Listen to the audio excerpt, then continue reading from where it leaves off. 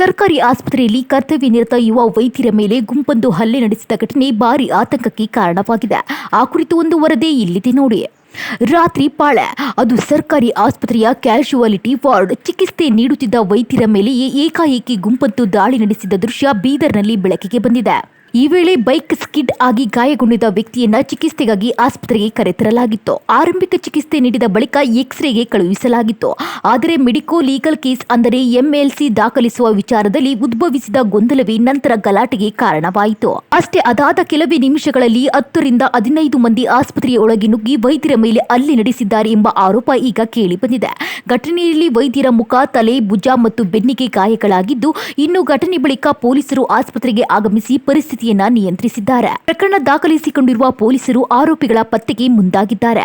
ಅಷ್ಟೇ ಅಲ್ಲದೆ ಸರ್ಕಾರಿ ಆಸ್ಪತ್ರೆಗಳಲ್ಲಿ ವೈದ್ಯರ ಮೇಲಿನ ಹಲ್ಲೆ ಪ್ರಕರಣಗಳು ಹೆಚ್ಚುತ್ತಿರುವ ಹಿನ್ನೆಲೆ ವೈದ್ಯಕೀಯ ಸಿಬ್ಬಂದಿಗೆ ಸೂಕ್ತ ಭದ್ರತೆ ಒದಗಿಸಬೇಕು ಎಂಬ ಒತ್ತಾಯ ಇದೀಗ ಮತ್ತಷ್ಟು ಜೋರಾಗಿದೆ. ಒಟ್ಟಾರೆ ವೈದ್ಯರ ಮೇಲಿನ ಹಲ್ಲೆ ಪ್ರಕರಣಗಳು ಮರುಕಳಿಸುತ್ತಿರುವುದು ವೈದ್ಯ ವಲಯದಲ್ಲಿ ಆತಂಕ ಮೂಡಿಸಿದ್ದು, ಆಸ್ಪತ್ರೆಗಳಲ್ಲಿ ಭದ್ರತಾ ವ್ಯವಸ್ಥೆ ಬಲಪಡಿಸುವ ಅಗತ್ಯ ಮತ್ತೆ ಚರ್ಚೆಗೆ ಬಂದಿದೆ.